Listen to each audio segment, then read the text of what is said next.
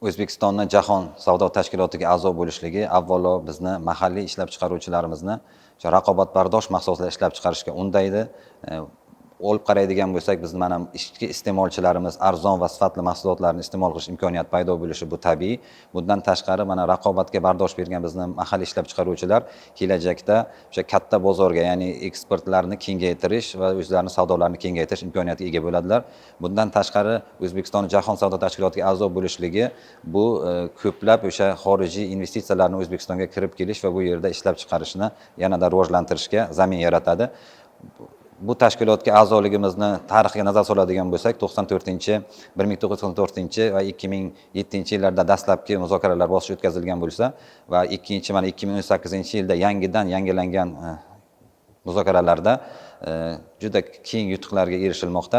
Xususan mana oxirgi 2 yilda Jahon savdo tashkilotiga a'zo bo'lish bo'yicha muzokaralar juda jadallashdi. Prezidentimizni 2023 yilda qabul qilgan 181-sonli qarorlari bilan aynan shu a'zolik jarayonini olib borish bo'yicha idoralar komissiyalari tashkil qilindi, muzokaralar guruhlari tashkil qilindi va samarali faoliyat yuritish imkoniyati paydo bo'ldi.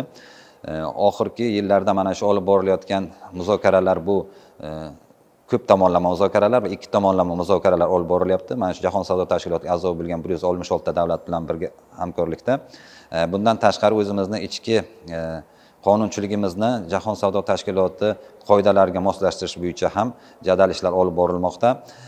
Yevropa ittifoqi bilan olib borilayotgan muzokaralar asosan mana shu 27 ta davlatdan a'zo bo'lgan Yevropa ittifoqi va undan tashqari Buyuk Britaniya bilan va Shveysariya bilan alohida muzokaralar o'tkazilmoqda.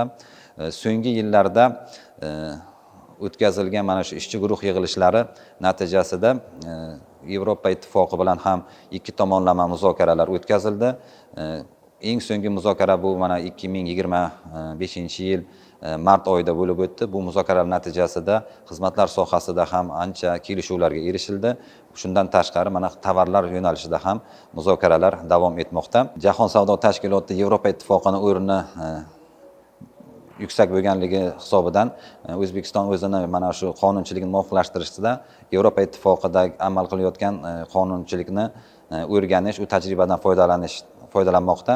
Xususan mana bugungi kunda ishlab chiqarilayotgan anti-demping to'g'risidagi qonun, subsidiyalar to'g'risidagi qonun va muhofaza choralari to'g'risidagi qonunlarni ishlab chiqishda Yevropa ittifoqidagi normalardan keng foydalanilmoqda. Bu qonunlarimizni kelajakda qabul qilinishi bizni Jahon savdo tashkilotiga a'zo bo'lgandan keyin mana shu mahalliy ishlab chiqaruvchilarni himoya qiladigan asosiy bir chora hisoblanadi.